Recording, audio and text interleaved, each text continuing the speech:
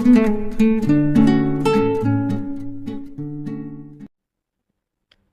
And welcome to our channel Iqra classes. तो ये class number 3 है। इससे पहले 2 क्लास कर चुके हैं हम लोग। अगर आप में से कोई ऐसे हैं जो नए हैं तो चैनल को सब्सक्राइब कर लीजिए और मौका मिले तो उन दोनों वीडियो को भी ज़रूर देख लीजिएगा। तो आइए सभी लोग पहले जुड़ जाइए आप लोग, उसके बाद क्लास शुरू करते हैं। अपने दोस्तों में भी शेयर कर दीजिए, वीडियो को लाइक कर दीजिए जल्द से। चलिए तो बिना देर किए क्लास शुरू करते हैं। आइए क्वेश्चन नंबर पहला देखते हैं।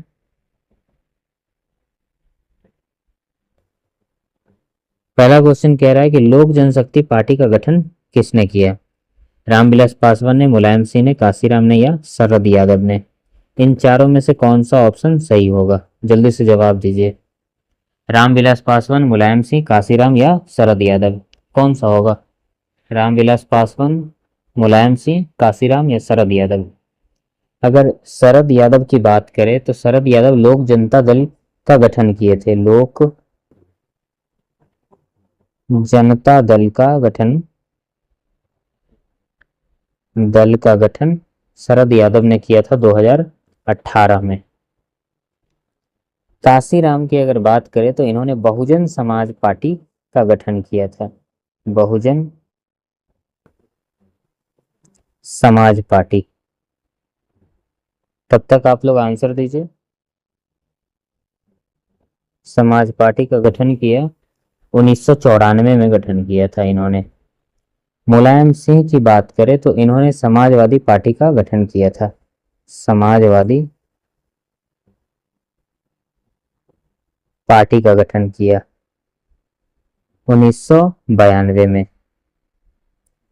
रामविलास पासवान की बात करें तो इन्होंने एलजेपी का गठन किया था। एलजेपी लोजपा का गठन किया था 2000 में। और लोजपा का ही फुल फॉर्म है लोक जनशक्ति पार्टी। तो जिन जिन का आंसर ए है रामविलास पासवान सही है। तो करेक्ट आंसर हो जाएगा रामविलास पासवान। अभी क्वेश्चन नंबर 2 है। कह रहा ग्राम कचहरी का प्रधान कौन होता है? ग्राम कचहरी का प्रधान कौन होता है? अगर भारत में शासन की बात करें तो भारत में 3 प्रकार की शासन होती है। एक जो केंद्र सरकार है, और एक जो राज्य सरकार है, और एक जो पंचायत सरकार है। पंचायत सरकार को ही अपनी सरकार कहा जाता है, अपना सरकार, या इसी को कहा जाता है स्वशासन। तो आइए पंचायती राज व्यवस्था का इतिहास देख लेते हैं। पंचायती राज व्यवस्था का इतिहास है कि स्थानीय स्वशासन का जनक भारत में लॉर्ड रिपन को कहा जाता है। गांधी जी ने कहा स्वतंत्र भारत की असली ताकत गांव की पंचायतों में होगी। अगर बात करते हैं कि भारत में सबसे पहले पंचायती राज व्यवस्था कब लागू हुआ, तो 1959 में राजस्थान ने अपनाया था। वो भी राजस्थान के कहां पर? तो नागौर जिले में हुआ था। राजस्थान के नागौर जिलों ने पंचायती राज व्यवस्था शुरू कर ली थी। 73वां संविधान संशोधन अधिनियम से पंचायती राज व्यवस्था को संवैधानिक दर्जा भी दे दिया गया और भारत में ये कहा गया कि भारत में अब तीसरी सरकार भी चलेगी। पंचायत व्यवस्था त्रिस्तरीय की होती है। ग्राम पंचायत, पंचायत समिति और जिला परिषद। ग्राम पंचायत के भीतर जो हेड होगा वो मुखिया होता है, ये मुखिया होगा। समिति में प्रमुख हो जाएगा। ऐसे तो समिति होगा लेकिन समिति का भी प्रमुख होता है और समिति का भी हेड होता है, उसे प्रमुख कहते हैं। और जिला परिषद में जिला का अध्यक्ष हो जाएगा। जैसे जिला परिषद होगा और जिला परिषद मिल करके अपना एक अध्यक्ष चूज करेगा तो वो अध्यक्ष हो जाएगा। अब आगे कुछ देख लेते हैं कि पंचायत व्यवस्था को और अच्छा करने के लिए, मजबूत करने के लिए कई सारी कमेटियां बनाई गई और उन कमेटियों ने कुछ कुछ बातें कही थी, जिसके बाद पंचायती राज व्यवस्था के भीतर कोई भी लूप होल्स थे, गड़बड़ियां थी, तो उसको ठीक की गई। कौन कौन सी समितियां थी? तो काफी सारी थी, लेकिन 2 फेमस समिति है। बलवंत राय मेहता समिति 1957 में आया था और अशोक मेहता समिति 1977 में आया था। अगर पंचायत के गठन और शक्ति के बारे में बात करें कि संविधान के किन किन अनुच्छेदों में पंचायत की चर्चा है, तो ये 243 से शुरू होता है और 243 ओ तक खत्म हो जाता है। अब ये 243 और 243 ओ क्या है, तो ये कुछ इस प्रकार से है, 243 ए, 243 बी, 243 सी, इस तरह से करते हुए 243 ओ तक पहुंचता है।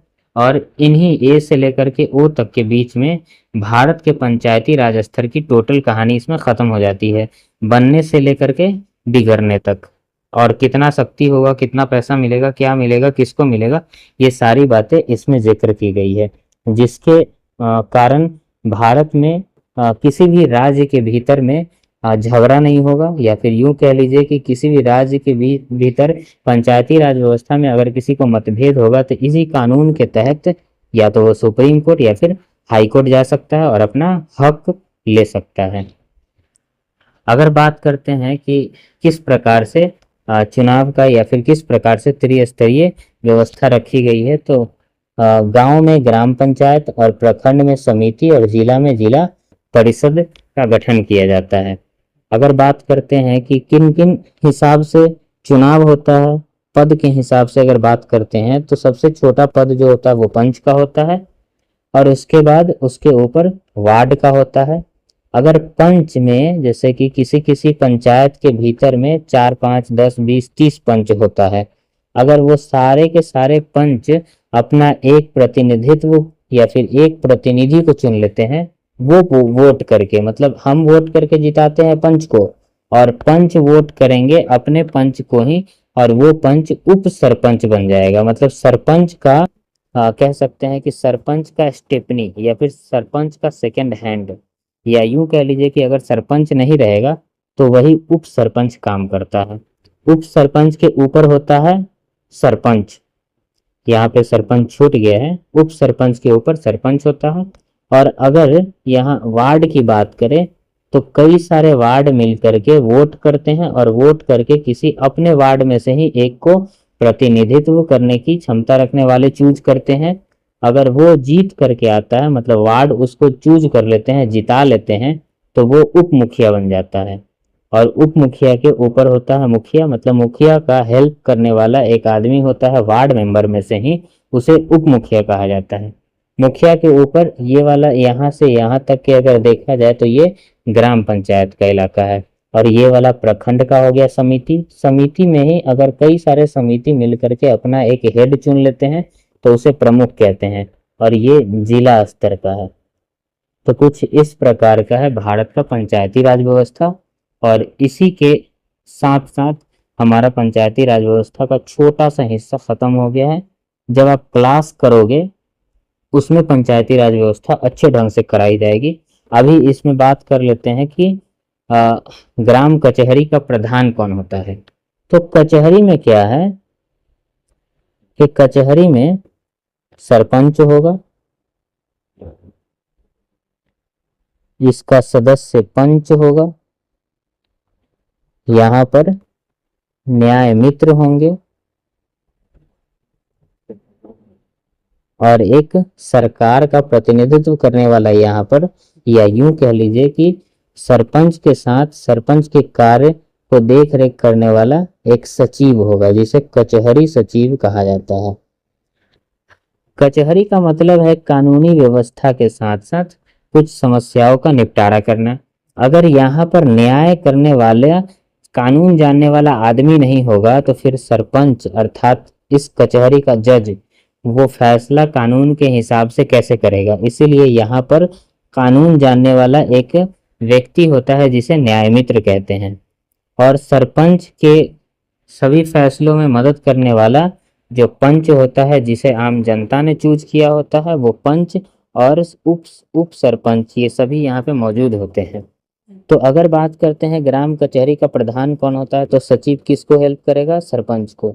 न्याय मित्र किसको सजेस्ट करेगा, सरपंच को। पंच किसकी मदद करेगा, सरपंच की। तो सभी मिलकर के मदद अगर सरपंच को कर रहा तो सरपंच ही हेड हुआ ना। तो इसका हो गया ग्राम पंचायत। ग्राम कचहरी का प्रधान कौन होगा, तो सरपंच होगा। चलिए अब अगला क्वेश्चन। क्वेश्चन नंबर 3 कह रहा है कि भारत किस जलडमरू मध्य द्वारा श्रीलंका से अलग होता है। ऑप्शन है पाक जलडमरू, मलक्का जलडमरू, बेरिंग जलडमरू या हॉर्मुज जलडमरू। चलिए आंसर कीजिए, इनमें से कौन सा ऑप्शन सही होगा। आइए देख लेते हैं कि यह है अपना भारत और यह है पड़ोसी देश श्रीलंका। भारत के नीचे हिंद महासागर है और इस साइड भारत के पश्चिम में अरब सागर है और इधर भारत के पूरब में बंगाल की खाड़ी है।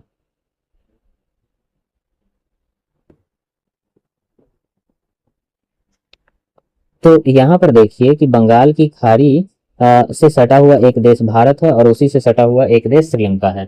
तो बंगाल की खाड़ी और हिंद महासागर के बीच में एक जगह है और ये जगह जो है बंगाल की खाड़ी को उस साइड और हिंद महासागर को इस साइड, दोनों साइड में अलग अलग बांटती है।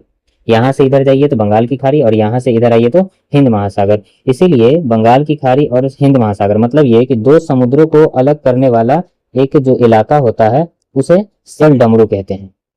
तो ये कौन सा जल डमरू है, तो इसके बीच में एक जगह है जिसका नाम है पाक, मतलब कि भारत और श्रीलंका के बीच में एक जगह है जिसका नाम है पाक और वहीं से इस साइड बंगाल की खाड़ी और इस साइड में हिंद महासागर पाया जाता है। इसीलिए भारत और श्रीलंका के बीच में कौन सी जलडमरू है, तो पाक जलडमरू है।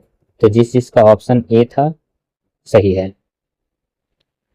अब क्वेश्चन नंबर 4, ये तो कई बार हम लोग कर रखे हैं कि सेडान के युद्ध में किसकी पराजय हुई। सेडान के युद्ध में फ्रांस की पराजय हुई। आइए क्वेश्चन नंबर 5 देख लेते हैं। भारत में सर्वप्रथम आधुनिक सूती कपड़े की मिल कहाँ स्थापित की गई। भारत में सर्वप्रथम आधुनिक सूती कपड़े की मिल कहाँ स्थापित की गई। सूरत में, बॉम्बे में, कलकत्ता में या अहमदाबाद। कौन सा होगा ऑप्शन, सूरत, बॉम्बे, कलकत्ता या अहमदाबाद। आंसर कीजिए। सूरत, बम्बई, कलकत्ता या अहमदाबाद। तो इसमें दो जगह है जहां पर आधुनिक सूती कपड़े की मिल की स्थापना की गई थी। एक तो कलकत्ता है और एक बॉम्बे है। कलकत्ता में सबसे पहले मिल की स्थापना की गई, लेकिन कलकत्ता में क्या हुआ कि कलकत्ता में यह मिल चली नहीं, यह असफल रही। इसीलिए कलकत्ता से हटा करके बॉम्बे में मिल को स्थापित किया गया और बॉम्बे में जब मिल को स्थापित किया गया तो ये सफल हो गई। क्वेश्चन में ऐसा कहीं नहीं लिखा हुआ कि सर्वप्रथम आधुनिक सूती कपड़े की मिल कहाँ सर्वप्रथम सफल स्थापित हुआ, बल्कि क्वेश्चन में बोला हुआ है कि भारत में सर्वप्रथम आधुनिक सूती कपड़े की मिल कहाँ स्थापित की गई, तो ये कलकत्ता में स्थापित किया गया था। क्वेश्चन नंबर 6 कहता है कि सर्वोत्तम कोयले का प्रकार कौन सा है। क्या वो पीट है, लिग्नाइट है, एंथ्रासाइट है या बिटुमिनस है। आंसर कीजिए कि पीट है, लिग्नाइट है, एंथ्रासाइट है या बिटुमिनस है। ए, बी, सी या डी, इनमें से कौन सा सही आंसर होगा। पीट, लिग्नाइट, एंथ्रासाइट या बिटुमिनस। आंसर कीजिए। पीट, लिग्नाइट, एंथ्रासाइट या बिटुमिनस। कोयला की अगर बात करते हैं तो भारत में कोयला 98% कोयला गोंडवाना लैंड में मिलता है। ये गोंडवाना लैंड क्या है, तो भारत दो हिस्सों के इस प्रकार से है, जैसे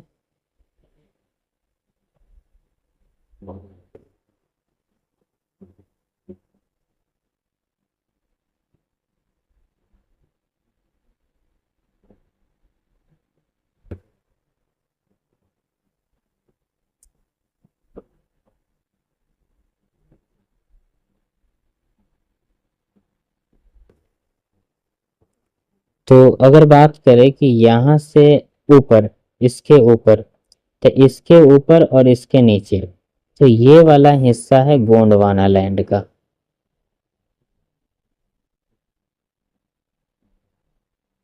ये है गोंडवाना लैंड का। तो भारत में 98% जो कोयला है वो गोंडवाना नदी सैलक्रम, नदी घाटी में पाई जाती है। जहां जहां से नदियां गुजरती है उसी के आसपास में जो घाटी होती है उसी घाटी में कोयला पाया जाता है। 98% कोयला भारत के नदी घाटियों में ही पाया जाता है। जैसे दामोदर नदी घाटी कोयला क्षेत्र जो है वो झारखंड में मिलेगा और पश्चिम बंगाल में मिलेगा। सोन घाटी कोयला क्षेत्र एमपी और यूपी में मिलेगा। महानदी घाटी कोयला क्षेत्र छत्तीसगढ़ और उड़ीसा में मिलेगा, गोदावरी का घाटी में आंध्र प्रदेश, महाराष्ट्र और मध्य प्रदेश में मिलेगा। उसके अलावा कुछ राज्य हैं जैसे मेघालय है, असम है, अरुणाचल प्रदेश है, जम्मू कश्मीर है। मेघालय इसलिए इम्पोर्टेंट हो जाता है क्योंकि मेघालय में एक जो वहाँ के लोग रहते हैं वो एक अजीब प्रकार के कोयला निकालने की तकनीक है उनके यहाँ। जैसे कि एक इस प्रकार का गोल होल करते हैं जमीन में और इसी में से घुस करके तब जा करके वो जमीन के भीतर से कोयला बाहर निकाल कर लाते हैं। और इस तरह की माइनिंग को रैट होल माइनिंग कहा जाता है, जो कि भारत में इलीगल भी है। ये मेघालय में होता है। असम है, अरुणाचल प्रदेश है, जम्मू कश्मीर है, इन जगहों पे भारत में कोयला पाया जाता है। अगर बात करते हैं एंथ्रेसाइट की तो ये जम्मू कश्मीर के कारगिल क्षेत्र में पाया जाता है, बिटुमिनस झारखंड और छत्तीसगढ़ में। ये दोनों कोयला घटिया प्रकार की होती है। इन्हीं दोनों कोयला की डिमांड अच्छी होती है क्योंकि इनमें कोयला की जो प्रतिशतता है या फिर शक्ति है वो सबसे अधिक होती है। भारत में बिटुमिनस प्रकार का कोयला सर्वाधिक पाया जाता है। ऐसे अगर कोयला के प्रकार के बारे में बात करें तो एंथ्रेसाइट कोयला बहुत ही बेहतरीन कोयला माना जाता है। तो अब इसमें जो आंसर होना चाहिए कि सर्वोत्तम कोयले का प्रकार कौन है, तो पीट, लिग्नाइट, एंथ्रेसाइट या बिटुमिनस। तो इन चारों में आंसर हो जाएगा एंथ्रेसाइट। एंथ्रेसाइट प्रकार का कोयला बेहतरीन होता है। अगला क्वेश्चन 7 का आंसर कीजिए। कह रहा मूंगफली किस प्रकार की फसल है, रबी, खरीफ, जायद या इनमें कोई नहीं। आंसर कीजिए सभी लोग।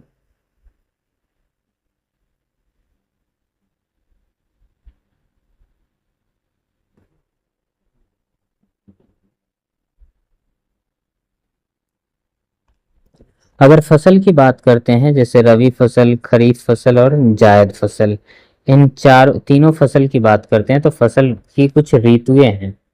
जैसे सबसे पहला रबी फसल की ऋतु, जायद फसल की ऋतु और खरीफ फसल की ऋतु। हम लोग शीतकाल से शुरू करते हैं, मतलब ठंड के मौसम से। ठंड का मौसम कब शुरू हो जाता है? अक्टूबर नवंबर में शुरू हो जाता है और ये खत्म हो जाता है मार्च अप्रैल में।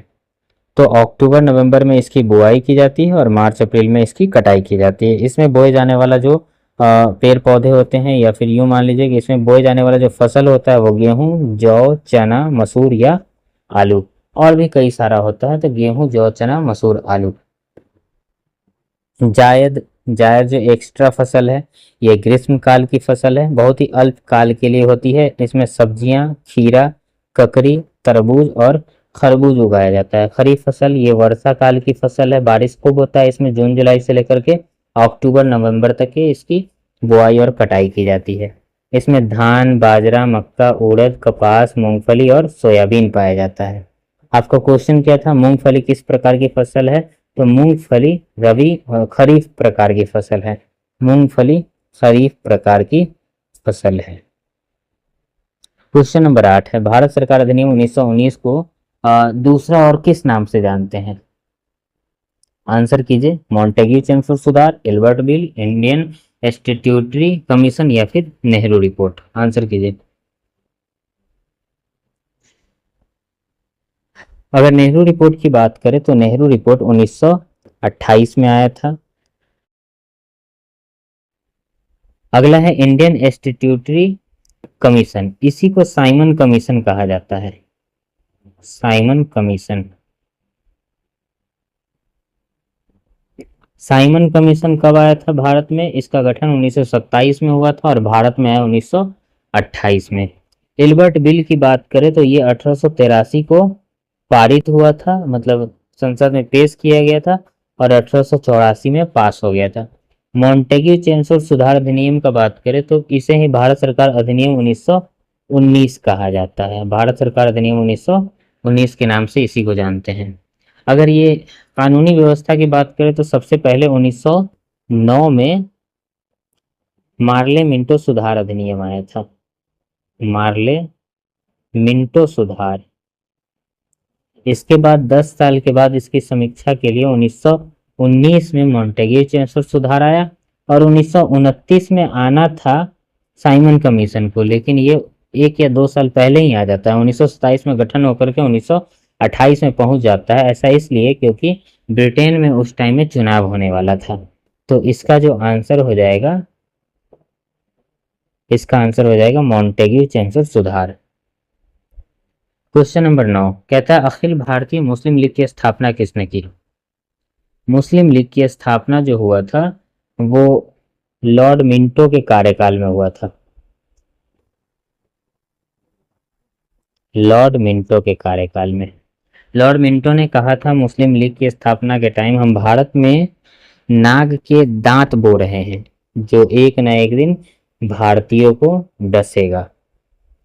तो अगर मुस्लिम लीग की बात करें तो बंगाल विभाजन के बाद हिंदू और मुस्लिमों में बहुत ही ज़्यादा कट्टरता पनप गई थी, एक दूसरे को देखना नहीं चाहते थे। उसी के बाद 30 दिसंबर 1906 को मुस्लिम लीग का गठन हो गया। कांग्रेस का गठन हुआ था 1885 में, मुस्लिम लीग का गठन हो गया 1906 में। मुस्लिम लीग का गठन जो किया था वो किसने किया था? तो नवाब सलीमुल्लाह ने किया था, और ये किया था ढाका में। इस समय भारत का वायसराय था लॉर्ड मिंटो। मुस्लिम लीग की बात करें तो इसका जो गठन हुआ 30 दिसंबर 1906 को हुआ। अध्यक्ष आगा खान थे, मुख्यालय ढाका और लखनऊ था। पहला अधिवेशन जो हुआ कराची 1907 में हुआ, अमृतसर। दूसरा अधिवेशन हुआ था अमृतसर 1908 में। ये है नवाब सलीमुल्लाह और ये है लॉर्ड मिंटो। तो जवाब दीजिए इसका क्या हो जाएगा? मोहम्मद अली जिन्ना हो जाएगा, जाकिर हुसैन हो जाएगा, नवाब सलीमुल्लाह खान हो जाएगा, या मोहम्मद इस्माइल हो जाएगा? तो इसका आंसर हो जाएगा नवाब सलीमुल्लाह खान। क्वेश्चन नंबर 10 मिरातुल अखबार किसने शुरू किया? अखबार अंग्रेजी हुक्मरानों के बीच भारत में एक जगह की घटना को दूसरे जगह पर जाकर बताना या फिर इस घटना को किस मंशे से किया गया ये बताने का काम भारत में अखबार से हुआ करता था। तो ऑप्शन क्या है? बदरुद्दीन तैयब जी, फिरोज शाह मेहता, या दादा भाई नौरोजी, राजा राम मोहन राय। इन चारों में से कौन सा ऑप्शन सही है? अगर प्रमुख अखबारों की बात कर ले भारत में तो Bengal Gazette, James Augustus Hicky का था, संवाद कौमुदी राजा राम मोहन राय का था, मिरातुल अखबार राजा राम मोहन राय का था, इंडियन मिरर देवेंद्र नाथ टैगोर का था, अमृत बाजार पत्रिका मोतीलाल घोष का था, शिशिर कुमार घोष। ये दोनों मिल करके निकाले थे। मराठा की बात करें तो ये तिलक ने निकाला था, और केसरी की बात करें तो ये भी तिलक ने निकाला था। मराठा अंग्रेजी में था और केसरी मराठी भाषा में। इंडिया की बात करें तो ये दादा भाई नौरोजी ने किया था। इंडियन ओपिनियन गांधी ने निकाला, और ये दक्षिण अफ्रीका में निकाला था। युगांतर की बात करें तो बारिंद्र घोष ने निकाला था। वंदे मातरम लाला हरदयाल ने। हरिजन पत्रिका इसे गांधी जी ने निकाला, और यंग इंडिया भी गांधी जी ने निकाला था। तो अगर यहाँ पर बात करते हैं कि मिरातुल अखबार किसने शुरू किया तो आंसर हो जाएगा डी, राजा राम मोहन राय। तो इस क्लास में इतना ही। क्लास आपको कैसा लगा कमेंट बॉक्स में ज़रूर बताइए, और अगर क्लास अच्छा लगा हो तो कमेंट कीजिए, लाइक कीजिए, शेयर कीजिए और सब्सक्राइब कीजिए। चलिए तो अब हम लोग फिर नेक्स्ट वीडियो के साथ मिलेंगे। Good night.